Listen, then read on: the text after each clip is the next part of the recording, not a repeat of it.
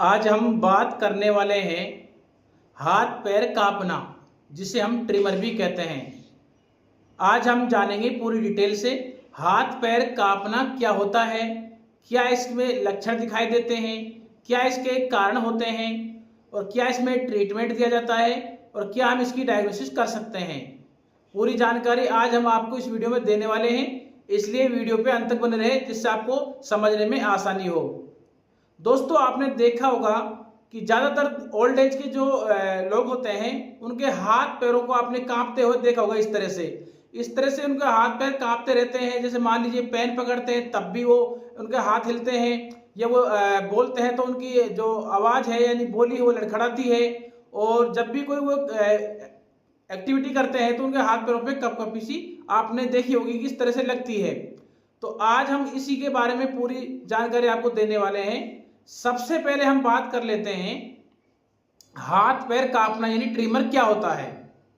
दोस्तों, हाथ पैर कांपना जिसे हम ट्रिमर या ट्रेबलिंग भी कह सकते हैं, ये इनवॉलेंट्री अर्थात अपने आप होती है, जिसमें हाथ व पैरों में संतुलन बिगड़ जाता है। ये न्यूरोलॉजिकल बीमारी होती है जिसमें हमारी वॉलेंट्री मांसपेशियां हैं जो इनवॉलेंट्री मांसपेशियों की भांति कार्य करती है। दोस्तों, अब आप सोच रहे होंगे कि इनवॉलेंट्री और वॉलेंट्री क्या होता है।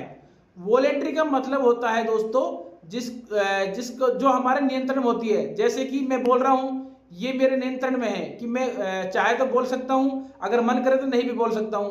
जैसे मैं अब हाथ को हिला रहा हूं, इसका मतलब होता है दोस्तों कि मेरे ये कंट्रोल में है हाथ को हिलाना, तो इसी को हम वॉलेंट्री कहते हैं। लेकिन दोस्तों, जब हमारी कोई चीज कंट्रोल में नहीं रहती है तो उसको हम इनवॉलेंट्री कहते हैं। जैसे कि हमारा हार्ट धड़कता है तो हार्ट धड़कना इनवॉलेंट्री की श्रेणी में आता है, क्योंकि दोस्तों आप अपने मन से हार्ट के धड़कन को नहीं रोक सकते, नहीं इसको बंद कर सकते हैं, इसको हम इनवॉलेंट्री कहते हैं। तो आपके क्लियर होगा कि वॉलेंट्री इनवॉलेंट्री किसे कहते हैं।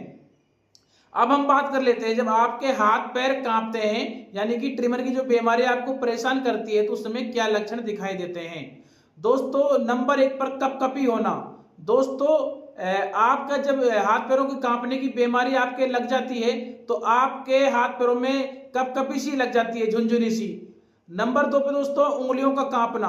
दोस्तों, जब आपके ट्रिमर की बीमारी परेशान करने लग जाती है तो जो आपकी उंगलियां होती हैं ये इस तरह से कांपना स्टार्ट कर देती है। आपने देखा होगा, किसी न किसी को अपने जीवन में जरूर देखा होगा, इस तरह से ये कांपना स्टार्ट हो जाता है उंगलियों का। नंबर 3 पे पैरों का कांपना। दोस्तों, पैर भी इसी तरह से कांपने लग जाते हैं आपके। जैसे मान लो आप खड़े होते हैं एकदम तो आपके पैरों में कपकपी सी लग जाती है। नंबर 4 में दोस्तों बोलते समय कांपना। जैसे ही आप बोलते हो तो आपकी जो जबान है वो लड़खड़ाने लग जाती है, आप सही तरह से ढंग से बोल नहीं पाते हैं, ये इसका चौथा लक्षण होता है। नंबर 5 दोस्तों लिखते समय कांपना। जैसे मान लीजिए आपने पेन को हाथ में पकड़ा, आप लिखने लग जाते हैं तो उस समय दोस्तों आपके जो पेन उंगली और अंगूठे ने पकड़ रखा है इस तरह से हिलता है, इस तरह से कांपने लग जाता है दोस्तों जब आप किसी चीज पे पेन से लिखते हो। नंबर 6 पे वस्तु को पकड़ने में समस्या। दोस्तों, जैसे आप कोई वस्तु है, सामान है, उसको पकड़ते हो, स्पर्श करते हो तो दोस्तों उस समय आपकी जो वस्तु को पकड़ समय आपके जो हाथ हैं इस तरह से कांपने लग जाते हैं।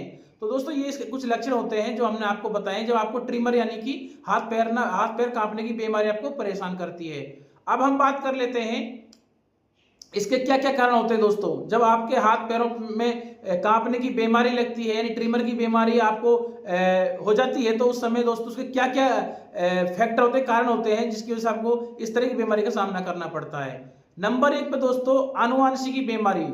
दोस्तों, जो ये कारण होता है, आनुवांशिक का मतलब होता है ये बीमारी हो सकती है आपके पीढ़ी दर पीढ़ी चली आ रही हो, आपके पहले आपके परिवार में किसी और को रहा हो, उसके बाद में आपको हो रही हो, तो ये जेनेटिक भी समस्या हो सकती है जो पीढ़ी दर पीढ़ी जो बीमारी चलती है परिवार में।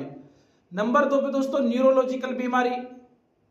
नंबर 3 पे दोस्तों पार्किंसन डिजीज। दोस्तों, जो आपके पार्किंसन बीमारी हो जाती है उसमें भी हाथ पैर कांपने लग जाते हैं। नंबर 4 दोस्तों दिमाग में चोट। दोस्तों, आपकी यदि दिमाग में किसी भी कारण से चोट लग जाती है तो उस समय भी दोस्तों आपके ये ट्रिमर की बीमारी हो सकती है। नंबर 5 दोस्तों लीवर किडनी फेल होने पर। दोस्तों, आपके यदि लीवर और किडनी संबंधी कोई परेशानी है तो उस समय भी दोस्तों आपके हाथ पैर कांप सकते हैं। अगला नंबर दोस्तों तनाव। दोस्तों, यदि आप बहुत लंबे समय से तनाव, एंजाइटी, डिप्रेशन में रहते हैं तो दोस्तों आपके हाथ पैरों में कपकपी झंझनाहट सी आपको देखने को मिल सकती है। तनाव की वजह से भी आपके हाथ पैर कांप सकते हैं। अगला नंबर दोस्तों, अधिक उम्र होने पर। दोस्तों यदि आपकी उम्र बहुत ज्यादा हुई, जैसे मैंने आपको पहले ही बताया कि ज्यादातर देखा जाए तो ओल्ड एज की उम्र में ये समस्या देखने को मिलती है। तो यदि आपकी उम्र कुछ ज्यादा हो गई है तो उस समय भी ज्यादा उम्र की वजह से भी आपके हाथ पैरों में कांपना आपकी बीमारी हो सकती है। इसके लिए दोस्तों दवाइयों का दुष्प्रभाव। यदि आप बहुत लंबे समय से दवाइयों का उपयोग करते हैं तो उन दवाइयों के साइड इफेक्ट के तौर पे भी आपके हाथ पैरों में कपकपी भी लग सकती है। इसके लिए दोस्तों विटामिन की कमी। यदि आपके शरीर में दोस्तों विटामिन की कमी आ जाती है तो उसकी वजह से भी आपके हाथ पैरों में कपकपी लग सकती है। अगला नंबर दोस्तों, अस्थमा की दवा। दोस्तों यदि आप बहुत लंबे समय से अस्थमा यानी कि सांस की जो बीमारी होती है उसकी दवा ले रहे हैं तो अस्थमा की दवाओं का भी साइड इफेक्ट के तौर पे आपके हाथ पैरों पे कपकपी लगना या हाथ का पैर कांपना आपका स्टार्ट हो सकता है। तो दोस्तों ये थे इसके कुछ कारण जो हमने आपको बताए हैं। अब हम बात कर लेते हैं दोस्तों कि इसकी डायग्नोसिस कैसे किया जाए। दोस्तों जब आपके हाथ पैरों में कपकपी लगती है, हाथ पैर कांपने लग जाते हैं, ट्रिमर की आपकी बीमारी आपको परेशान करती है, तो दोस्तों वो कौन कौन सी डायग्नोसिस बनती है जिनको कराने के बाद में वास्तविकता में ये पता लग सकते हैं कि दोस्तों हाथ पैरों को कांपना क्यों स्टार्ट हुआ है, क्यों ये बीमारी हमको परेशान कर रही है। तो दोस्तों उस समय देखा जाए तो जब आप हॉस्पिटल में डॉक्टर के पास दिखाने के लिए जाते हैं ट्रिमर की बीमारी को, तो उस समय डॉक्टर आपकी मेडिकल हिस्ट्री लेगा। नंबर 2 पे दोस्तों आपका मस्तिष्क यानी कि दिमाग का सीटी स्कैन कर सकता है। नंबर 3 पे दोस्तों आपका फिजिकल एग्जामिनेशन भी कर सकता है डॉक्टर, और इसके अलावा न्यूरोलॉजिकल फिजिकल परीक्षण भी आपका किया जा सकता है। इनके द्वारा आपकी बीमारी डायग्नोसिस की जाती है दोस्तों। अब हम लास्ट में बात कर लेते हैं इसके ट्रीटमेंट के बारे में कि उस समय क्या ट्रीटमेंट दिया जाता है। दोस्तों अगर हम इसके ट्रीटमेंट की बात करें तो विटामिन डी।